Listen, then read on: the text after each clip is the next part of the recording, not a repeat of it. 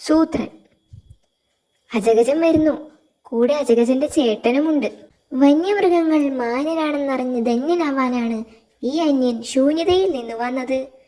ചേട്ടൻ നമ്മളെയൊക്കെ കാണാൻ വന്നതാണ് എന്നർത്ഥം. എന്താ ചേട്ടന്റെ പേര്? ഓ, എന്നോട് ക്ഷമിക്കൂ, ഞാൻ പേര് പറയാൻ മറന്നു. എൻ്റെ പേര് അജമാംസൻ. ഓ, ആശ്വാസം. ഇങ്ങേര് സംസാരിക്കുന്നത് അജഗജനെ പോലെയല്ല.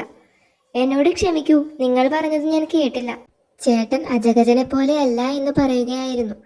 എന്നോട് ക്ഷമിക്കൂ. അജഗജൻ ഇടയ്ക്കിടെ ഇവിടെ വരുന്നത് ശല്യമാകുന്നുണ്ടോ? വരുന്നതല്ല, എന്തെങ്കിലും സംസാരിക്കുന്നതാ ശല്യം. അജഗജൻ പറയുന്നത് മിക്കതും ഞങ്ങൾക്ക് മനസ്സിലാവാറില്ല. എന്നോട് ക്ഷമിക്കൂ, അത് ഞാൻ അറിഞ്ഞില്ല.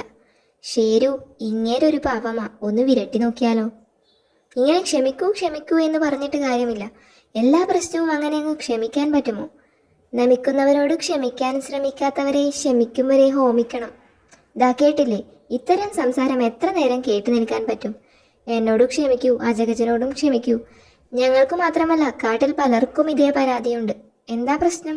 അജഗജന്റെ സംസാരത്തെ പറ്റി പറയുകയായിരുന്നു. അയ്യോ, എനിക്കൊന്നും മനസ്സിലാവാറില്ല. എനിക്കും. കേട്ടല്ലോ, കാട്ടിൽ വന്ന് സംസാരിക്കുമ്പോൾ കാട്ടിലുള്ളവർക്ക് മനസ്സിലാവണം. എന്നോട് ക്ഷമിക്കൂ, ഞാൻ ശരിയാക്കാം. ഹിഹി, മൂപ്പര് ശരിക്കും പകച്ചു പോയി. താൻ ഇന്നും വന്നോ? എന്നോട് ക്ഷമിക്കൂ, അജഗജന്റെ സംസാരം ഇനിയൊരു പ്രശ്നമാവില്ല. അവനെ പഠിപ്പിക്കുന്ന മാഷ് കാട്ടിൽ വന്ന് ക്ലാസ് എടുക്കാമെന്ന് സമ്മതിച്ചിട്ടുണ്ട്. 2 ആഴ്ച ക്ലാസ്സിലിരുന്നാൽ ഇതൊക്കെ പച്ചവെള്ളം പോലെ മനസ്സിലാവും. സ്വേച്ഛാധിപതികളെ പോലെ പുച്ഛിക്കുന്ന മ്ലേച്ഛന്മാരെ പോലും ഇച്ഛാശക്തി കൊണ്ട് സ്വച്ഛന്തം മൂർച്ഛിപ്പിക്കാം.